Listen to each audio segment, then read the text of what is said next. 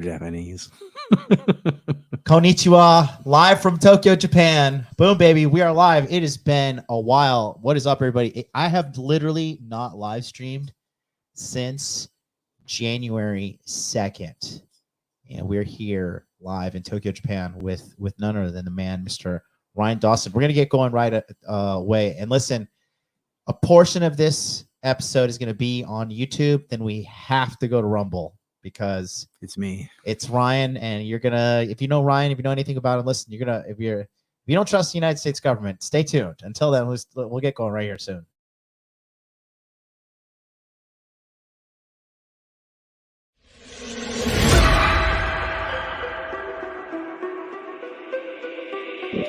Make money, make muscles, learn game. If you're listening to me, you're a hot dude. The hot dude life is not about your physical appearance. The hot dude life is a mentality.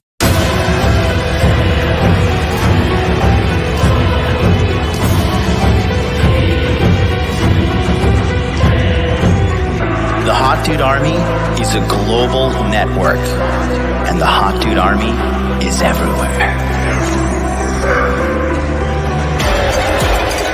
Decrease your judgment of others and increase the judgment of yourself.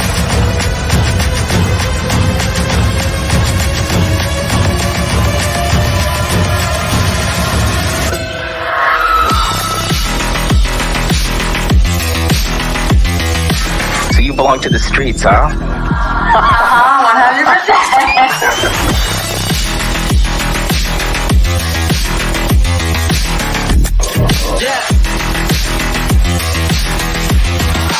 It starts with learning dating, and then you move on to something to push humanity forward. That is the philosophy of modern life dating.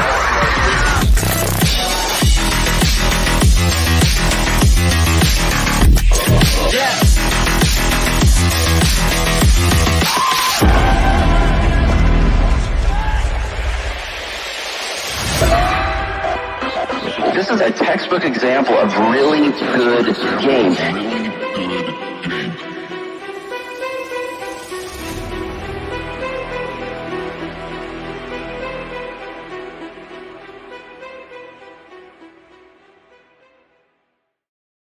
You heard it there, endorsed by Rollo Tomasi himself. This is textbook good game. It's good to be back, guys. How's everybody doing? Hope you're doing well. I took some much needed time off. I think we should just jump right into it. We're here with my good friend Ryan Dawson. It's good to be in the flesh, dude. Yeah, man. Yeah, we've been talking for a while. You linked up with Sneeko the same time I did. Yeah, around last April, I think. Yeah, I started the trend of beating him up, and then all these other influencers, Bradley Martin and now Sean Strickland. Well, Sean Strickland's not an influencer. He's a champion. So we're here to talk to you guys, do a little interview here with Ryan. We're live here in Tokyo, Japan, in the Tokyo studio. Ryan, let's just jump right into it. So how would you describe yourself? And keep in mind, we're going to keep it light for like the first segment here on YouTube, and then we'll go ham on Rumble. We'll go ham on Rumble Good for sure. boy, of course. Yeah. Shout out to everybody watching us Rumble. We're also live on Rumble right now with Mr. Ryan Dawson, and then we're gonna fly everybody over there a little bit later. Yeah, we'll be jumping there because unfortunately, it's very hard to talk about anything serious, especially politically, on YouTube because they'll ban you over nothing. So, yeah, and I'm on the wrong side or whatever of all those things. Yeah, whether it's the Mexican beer.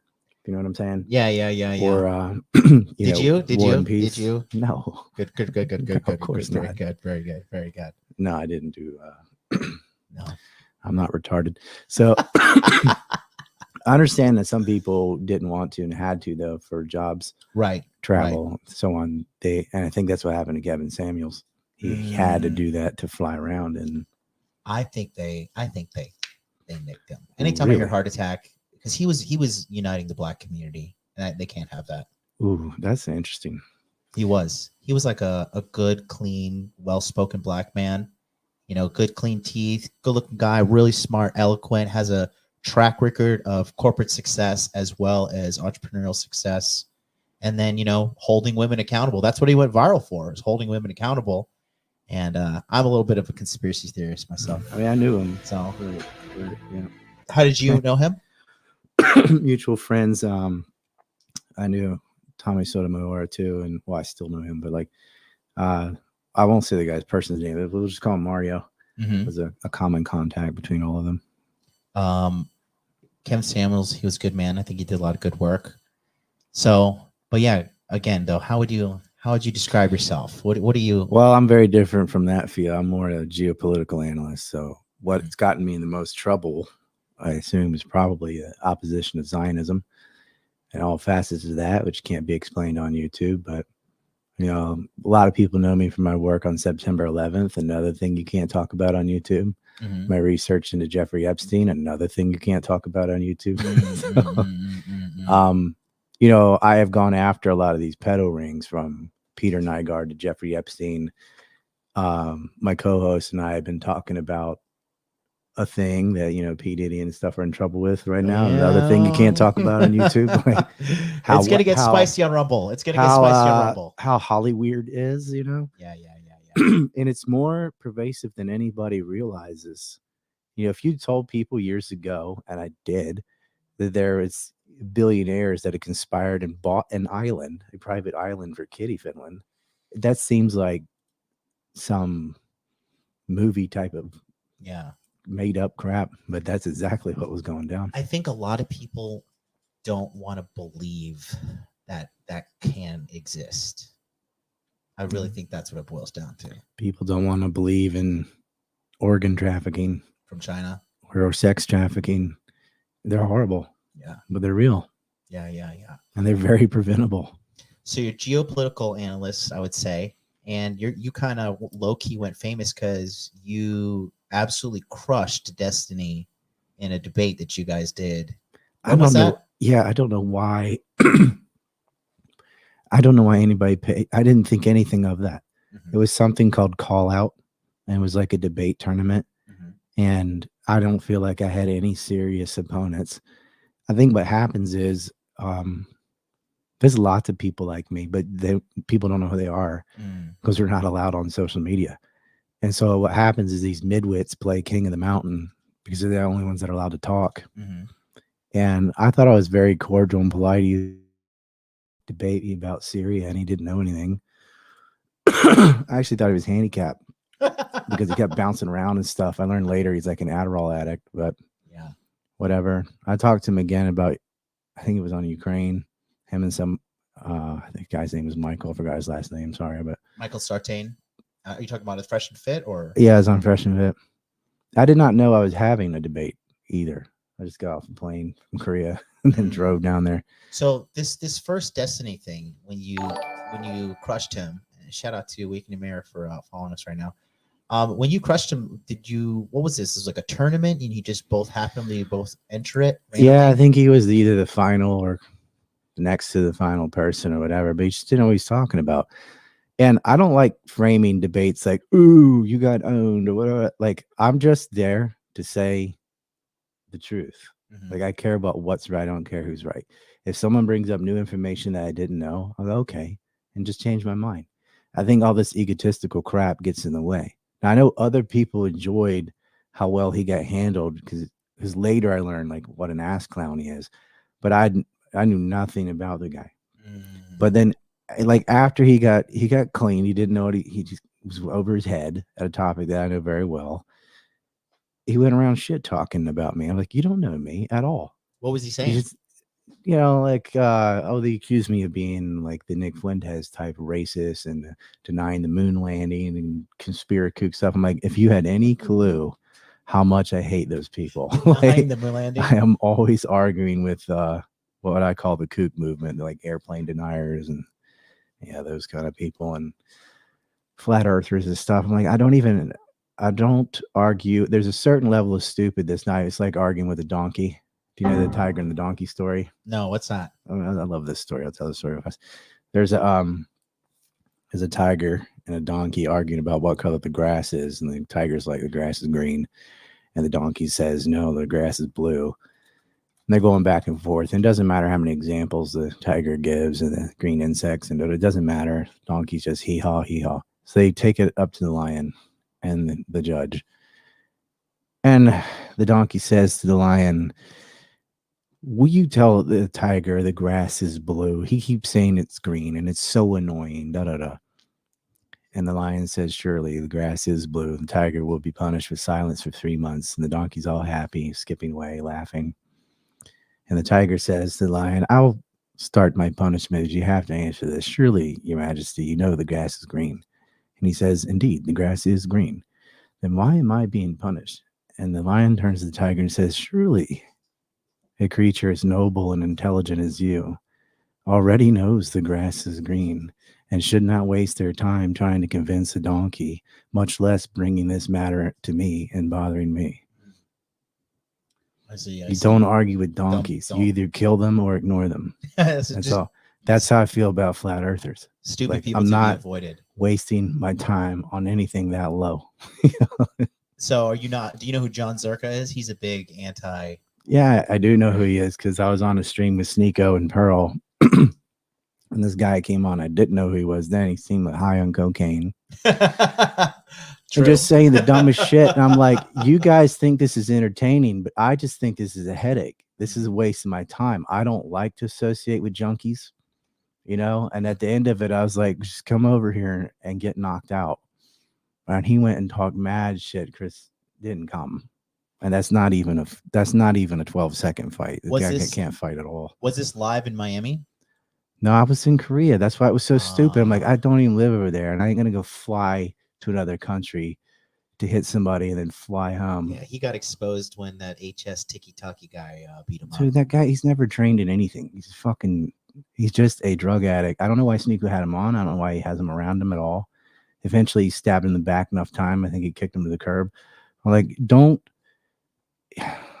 I don't like people who are clout chasers, and I don't like it people just drum up drama for the sake of it.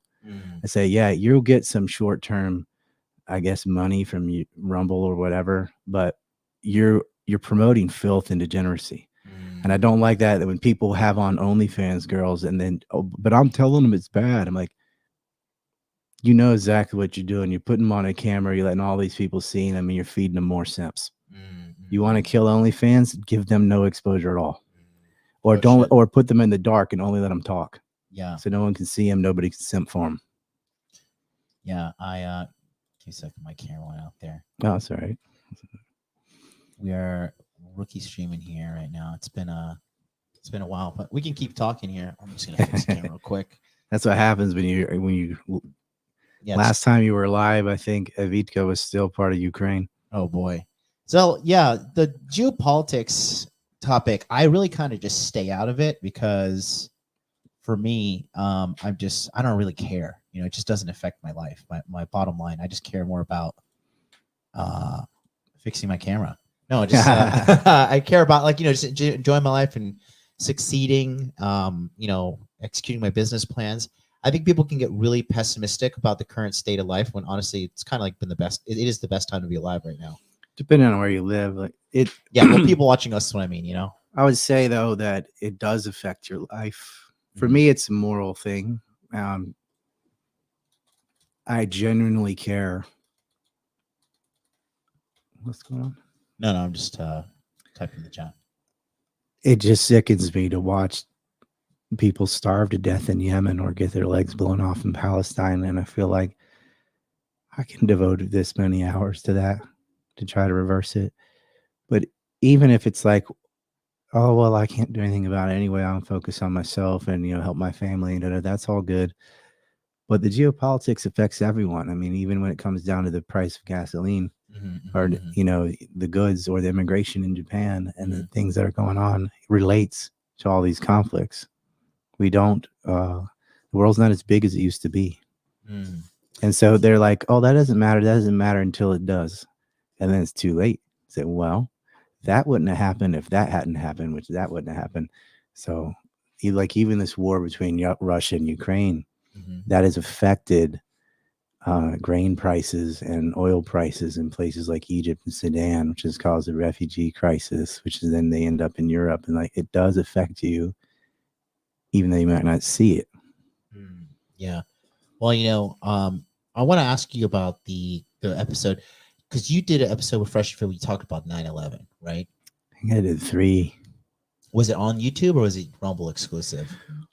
Well, it's not because of them, it's because of YouTube. We were on YouTube for the a little bit talking about Saudi Arabia, but when it got to Dem Boys, we had to go to Rumble. Why don't we start there? Let's talk about Saudi Arabia. What exactly Saudi Arabia are you saying is connected to 9/11? Yo, you want to hear 9/11's? Okay. Yeah. So this is not some Alex Jones nonsense either. This is what's amazing to me. Our own government admits a lot about 9/11 and the Kennedy assassinations. The United States government. That the media doesn't. But in our own JIS report, the Joint Inquiry Investigation by the Senate into 9/11, they admit that 2 conduits, Omar Bayoumi and Osama Basnan, were used to give financial and logistical support to 9/11 hijackers. And the origin of that money came from the Saudi royals, Prince Bandar.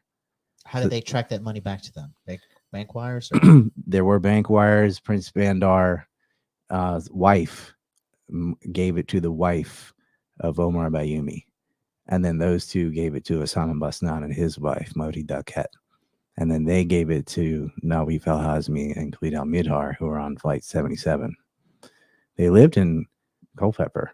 I mean, they were going, or excuse me, Culver City. Sorry, they were Culpeper, Virginia first, but then they went to Los Angeles, and then down to San Diego, and they had them traced. They even had a mole for a while. They had a GIT agent.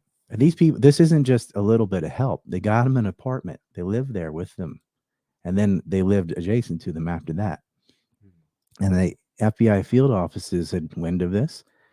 The CIA had bugged the cell phones of the whole Hamburg cell and another cell in Yemen.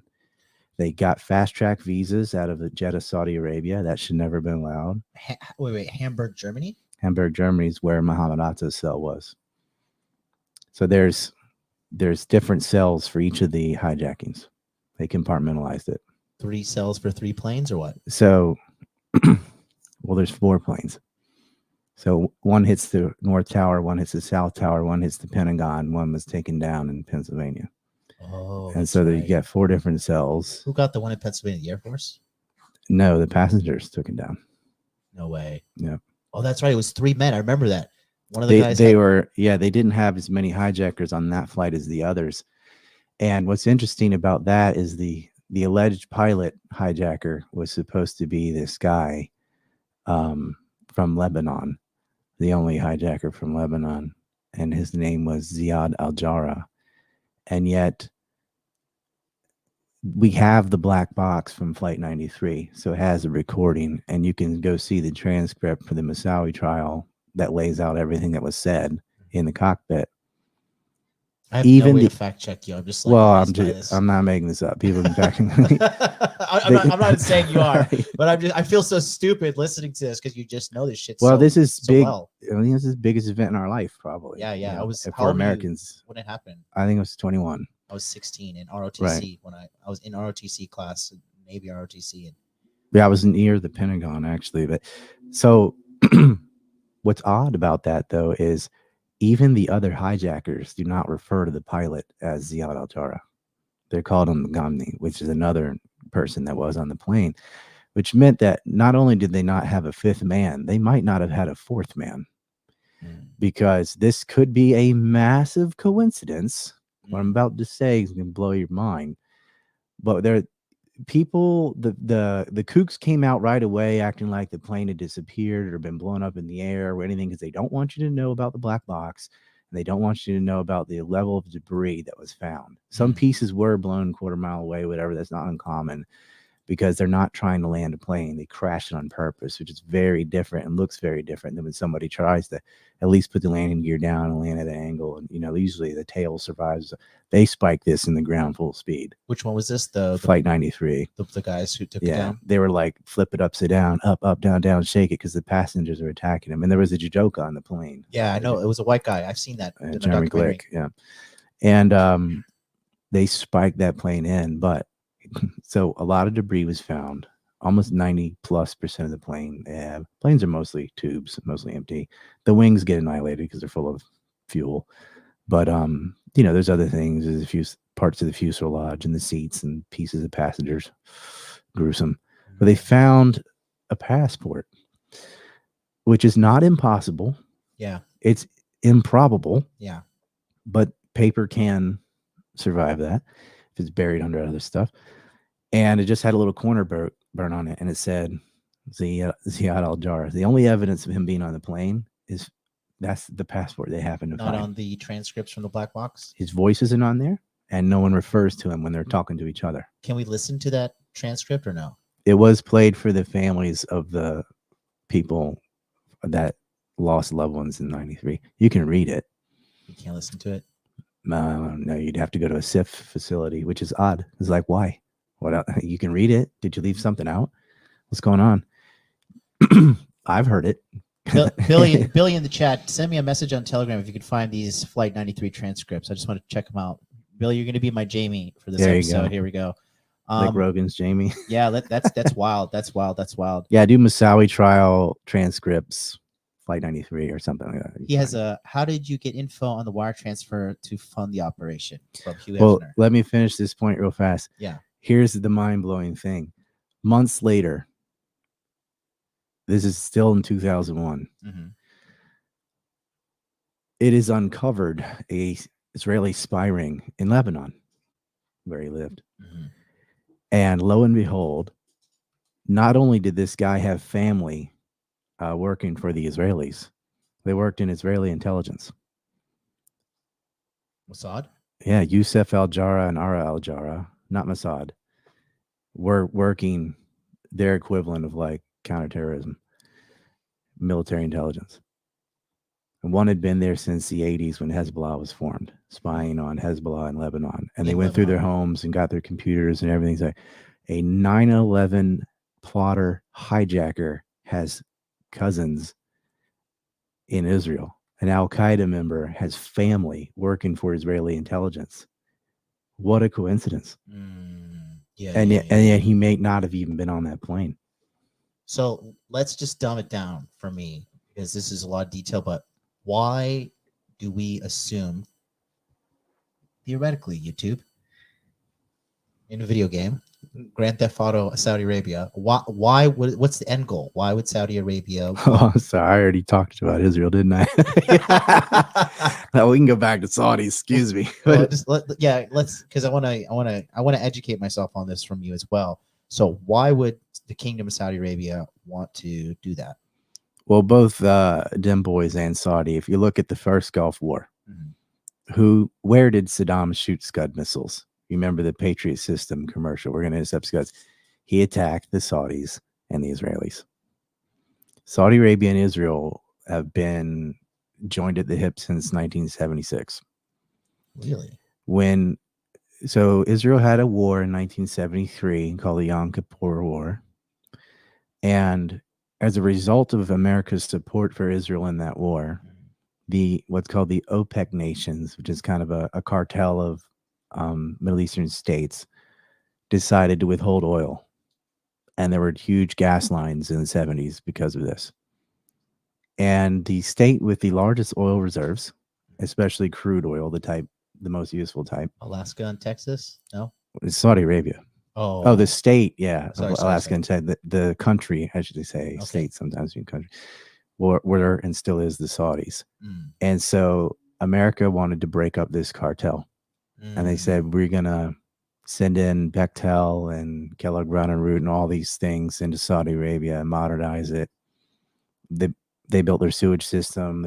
All these things all this American tech and know-how and infrastructure come pouring in with American companies, of course. Deeply tied to the Bush family. And you have to understand, Bush Sr. was the former director of the CIA before he became vice president and then president. Was he? I did not know that. He was the director of the CIA? He was the DCI, yes. And what does DCI mean? Just the director of intelligence. Oh. And he had Porter Goss's position or William Burns. No way. Yeah. George Bush Sr., Mr. 4 years. Well, he didn't satisfy them boys, so they had him out. But very close with the Saudis. Of course, Prince Bandar. Prince Bandar's nickname is Bandar Bush. That's how close he was with the Bushes. And they made this thing called the Safari Club, which is this clique. I just think, guys, I think you want us to go to Rumble right now. Let's just yeah. You know, this is not safe. Yeah, let's just go. Okay, I'm dropping the link right now, boys. We're going to Rumble. We're cutting this off. We'll put we're gonna put this in the description box below for you guys who are watching on the replay. Leave a comment, leave a subscription if you're watching on the replay, but definitely comment. We want to see if you like this content or you're like, what's going on, MLD? You're a fucking maniac. We haven't seen you in 2 months, and now you got this kind of content here. But by the way, you didn't even tell me what we were talking about today, and I don't have any notes or anything, right? It's just coming out of my head. I'm gonna ambush you. I'm gonna get you can ask me whatever about 9/11. I got it. But okay, here we're gonna kill the YouTube now, boys. So here we go. Kill the stream. All right, and killing Facebook, Instagram. We're also killing it. Go to rumble.com, search Modern Life Dating.